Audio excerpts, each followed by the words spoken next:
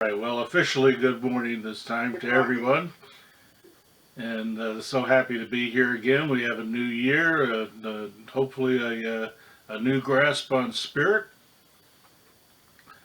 and a lot of our centers traditionally use the month of January to start over again with the teaching and hit the first four chapters of the textbook. And it's kind of the same old grind. I kind of began to think when I attended regularly at one center. I said, well, why would I bother coming in January if all I'm going to hear is the same thing over and over again?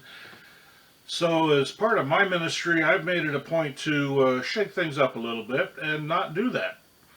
However, love is the core of our teaching, and that's why we have this month puppy love.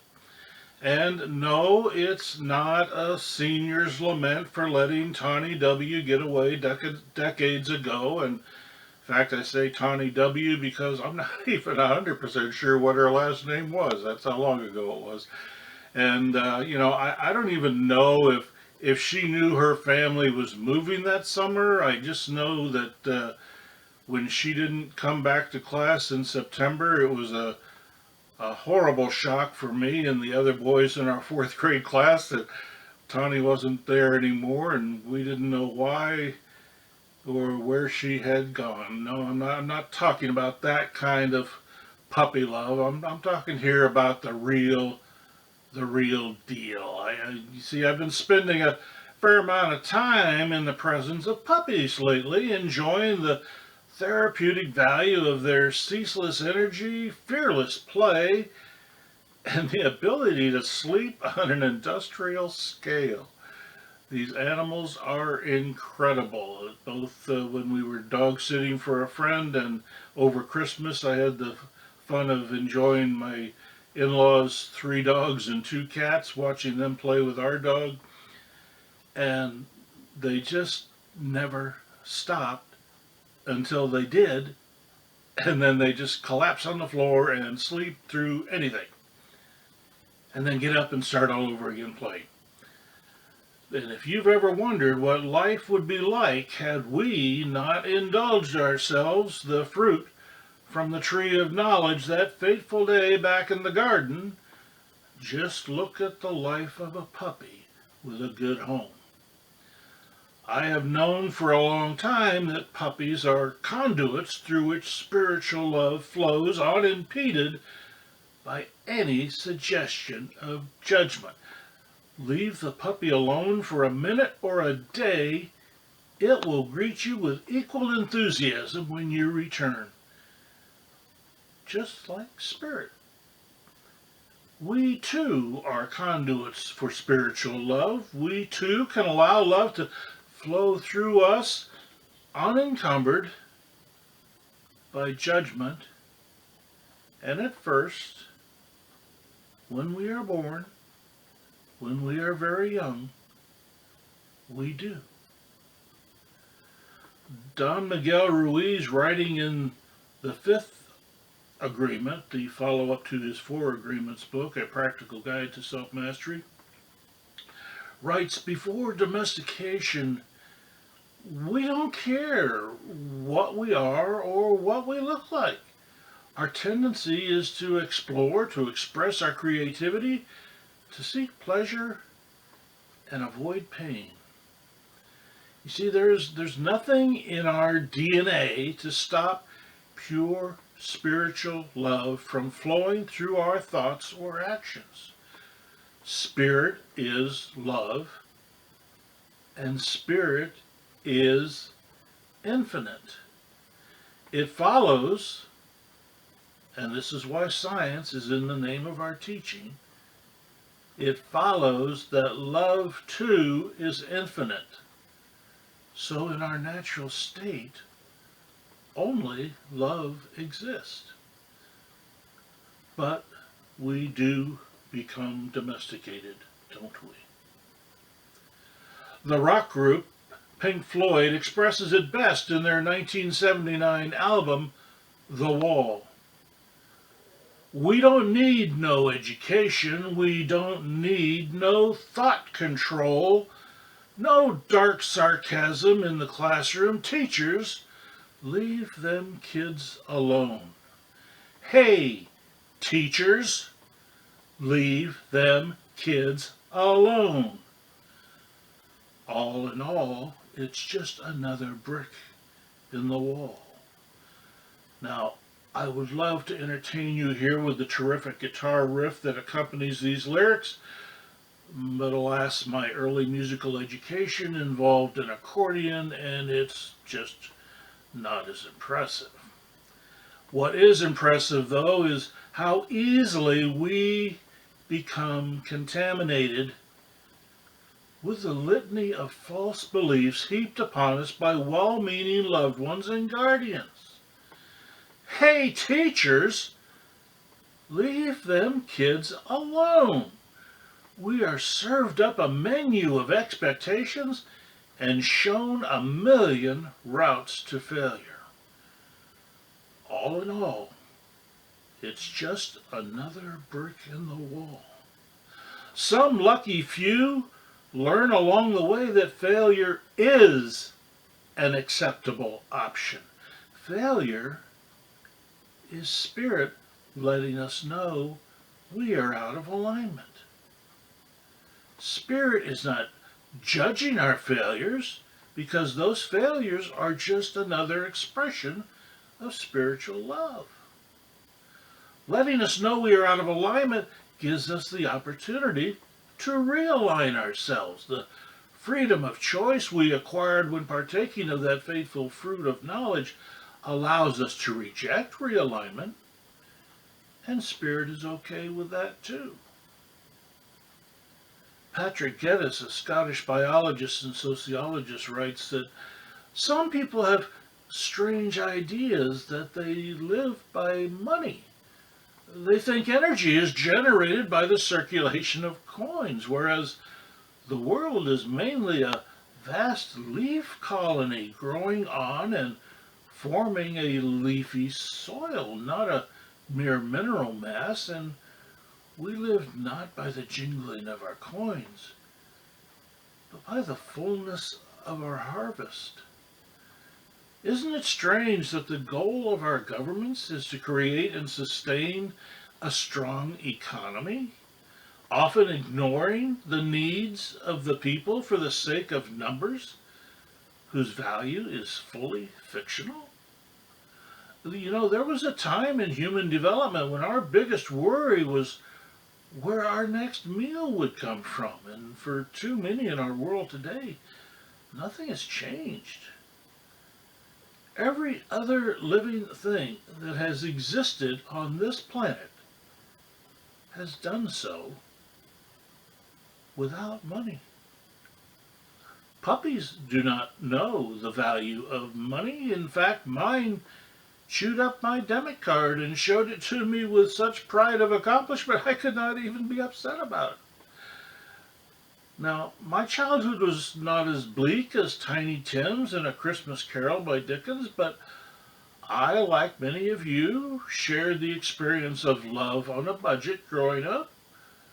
And regardless of the number in the bank book, as in the Cratchit household, there was never a shortfall of love. This artificial thing, this accumulation of wealth has become a substitute for love in the minds of many. Don Miguel writes again, we are searching for love because we have learned to believe that love is somewhere outside of us.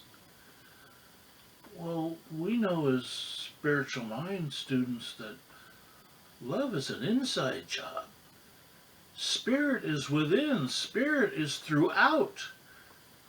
Ergo, love is within, and love is throughout. It's that science thing again.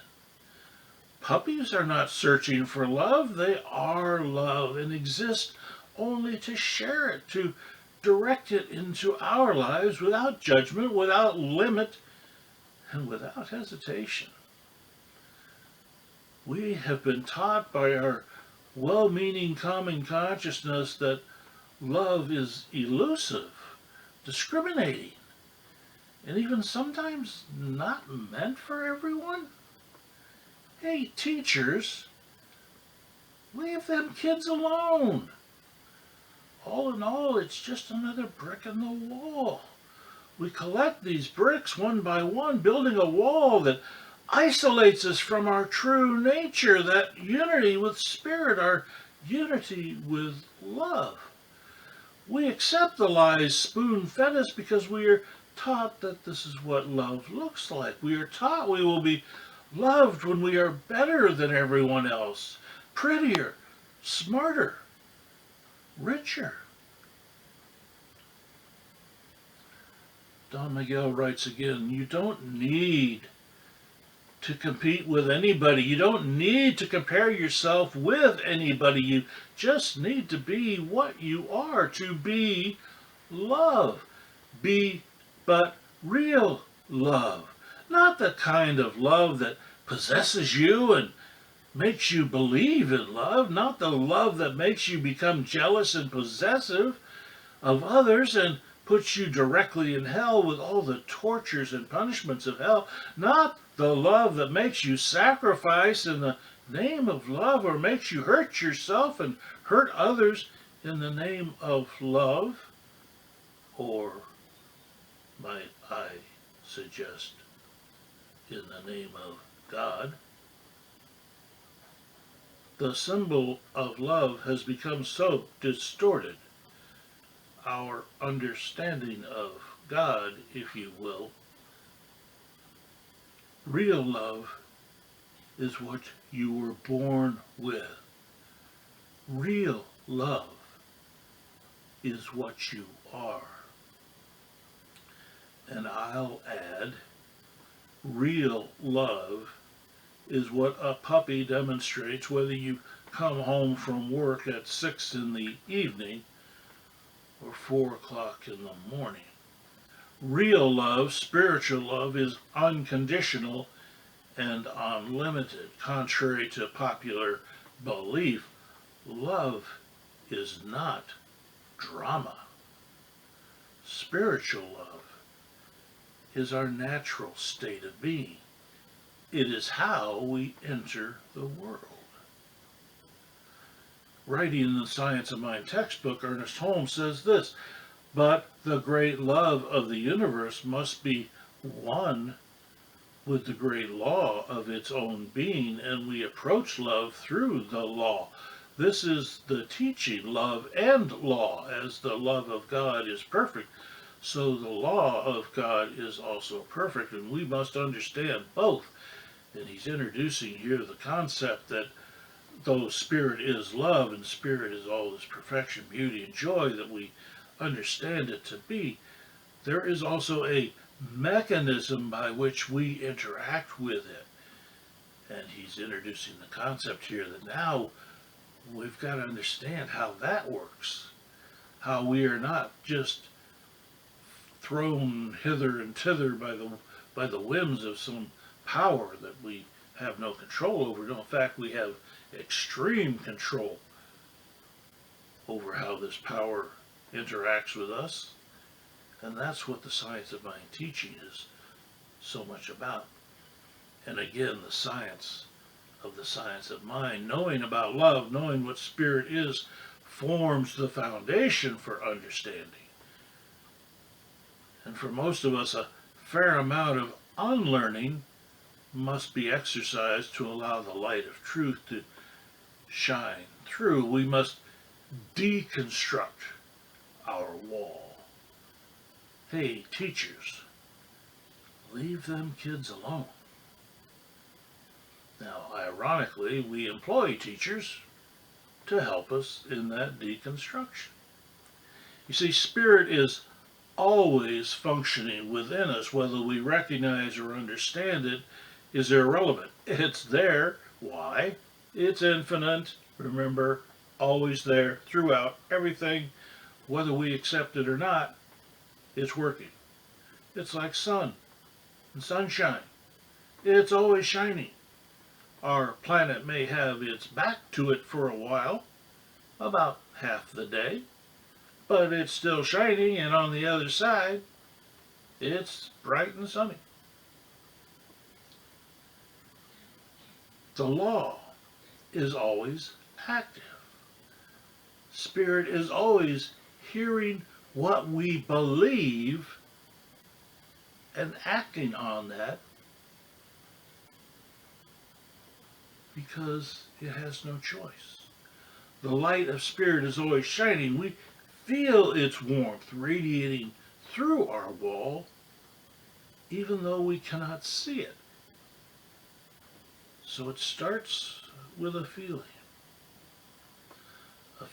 that something just isn't right. Being curious, we ignorantly employ the tools of Spirit by silently telling the universe we are ready for a teacher to show us the way. The law of Spirit responds, and we know it must because it has no choice but to, and a teacher appears. Now, that teacher may come in the form of a long-forgotten friend, may show up in a song, or if we're really stubborn about it, that teacher may show up as a car-crushing tree on the side of a road. What is it they say? Anything that doesn't kill you makes you stronger. Well, whatever it is, however the teacher appears, however the crack in our wall begins, our minds open to accept what to us are new ideas. They're not new ideas, of course. They've been in the universe forever, Spirit being the container of all thoughts, ideas, long before we recognize them. But we begin to recognize what alignment feels like and what misalignment feels like too. More teachers begin to appear because we begin to recognize them. We find ourselves seeing truth all around us. We see it in the books we read, the movies we watch, the songs we listen to, and even become selective in what we accept as authority. Our new teachers guide us to explore within and see the beauty that has always been there. The bricks fall away, at first one by one, then a steady cascade of bricks until only the memory of a wall remains. We learn that through our unity with Spirit and our freedom of choice, we can direct our own experiences and reimagine our story. We acquire tools to build our relationship with Spirit through our teachers, and we incorporate them into our daily lives so thoroughly it becomes our very nature to experience our inner puppy, seeing only love in every dog of an experience we encounter. In closing today, I want to share a few choice remarks I stumbled across from the great 20th century philosopher Groucho Marx, who said, "Blessed are the cracked, for they shall let in the light."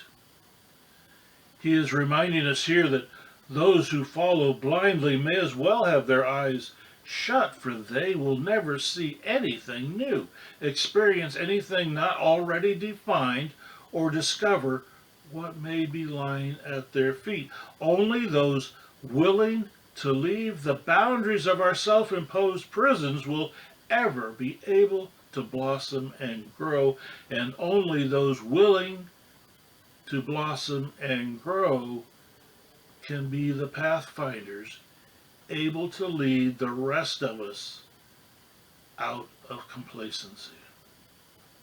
Spirit demands pathfinders because by itself it can produce nothing.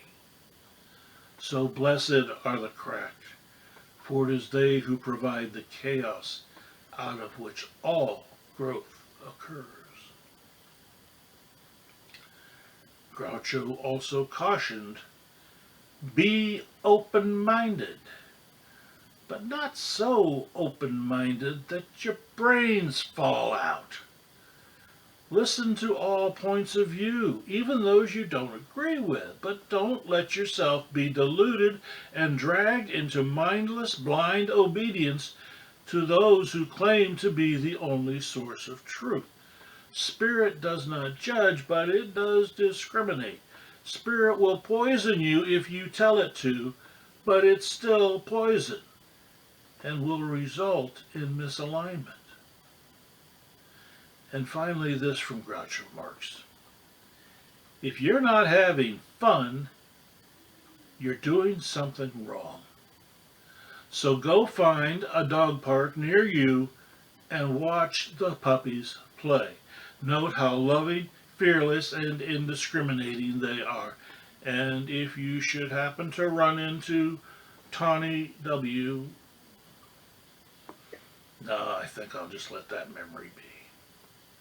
Thank you for your attention this morning. Happy New Year.